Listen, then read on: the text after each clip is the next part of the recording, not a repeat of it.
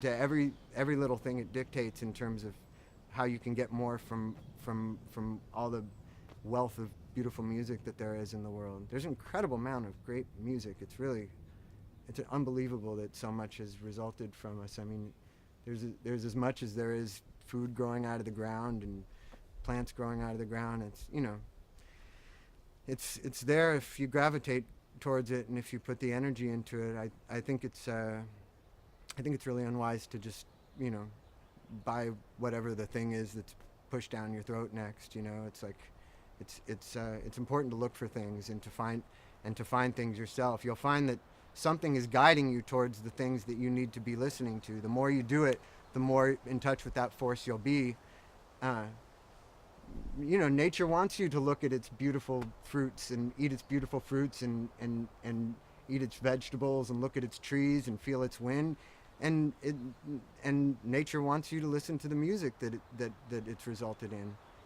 You know, no reason to think of the efforts of man as being separate from nature. It's all just one thing. It's nature. It's what exists, one thing. I get the impression I talked to a psychic, and she said something about my cats liking they enjoy the noise that I make. And she also said something about them not having the same perception of time that we do. So it started to make me wonder, because music is so intrinsically connected to time. It is sound being structured through time. That that their perception of it, they wouldn't hear the organization of it in the way that we do.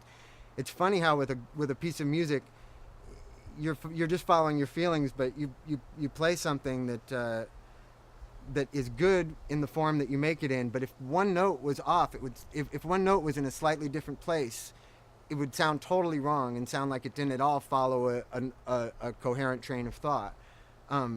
It's real specific why one note sounds good following the next. And again, it's something you just gradually learn by following your intuition. It's not something that can be directly, or at least it's never been directly explained, or understood. But it has to do just with the setup of our brain. We perceive time in the way that we perceive it because of the setup of our brains and our sensory apparatus and our nervous system. It's not so much that time's definitively going at that rate. It's totally possible for another species to be experiencing everything at a completely different rate. Seems to me like flies must experience it at a drastically different rate. They're way too on top of it for having such small brains.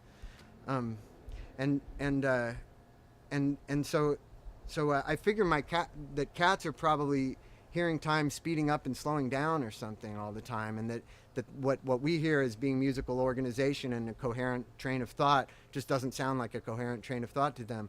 But at the same time, they seem to respond to the music. My cats love it when I listen to music with them more than anything, you know. But I believe that that it's because they feel the feelings that you're feeling when you're listening to it. You know, I believe there's that cats that cats hear they feel what you're feeling, and they're from what I'm told, their thoughts are they think more in pictures, and they don't think in words, and you can transfer the pictures in your mind to your animal, and so I think that they must be feeling what I'm feeling, just in the same way that, again, you know, with sex, it's like when both people are gradually causing each other to feel the same thing as one another. And when people come to a show, by the power of the music, the audience is generally all feeling more or less the same thing, you know, altered a bit by one person's personality or one person's capacity to feel to another's, but basically they're all feeling what each other's feeling. And I think that's what's taking place when when an animal owner really loves their animal and their dog comes running when they hear them playing the piano. I think they really like hearing them play the piano because it's when their family member is feeling is feeling what they're feeling, and they like being in a room with that energetic current flowing through it. So yeah, I think they hear the sound, but I don't think they experience it the same way that we do. But I think they still experience it, and the end result is still the same feeling, most likely. At least that's the way I've put it together.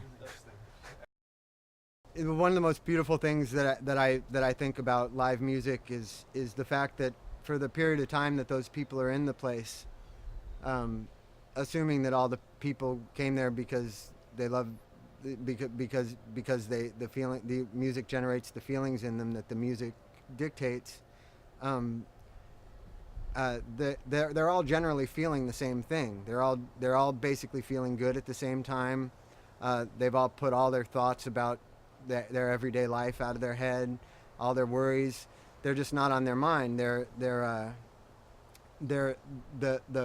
the power of music has joined all their all their consciousnesses into one thing. They're literally functioning as one organism. And they're all feeling more or less the same thing. And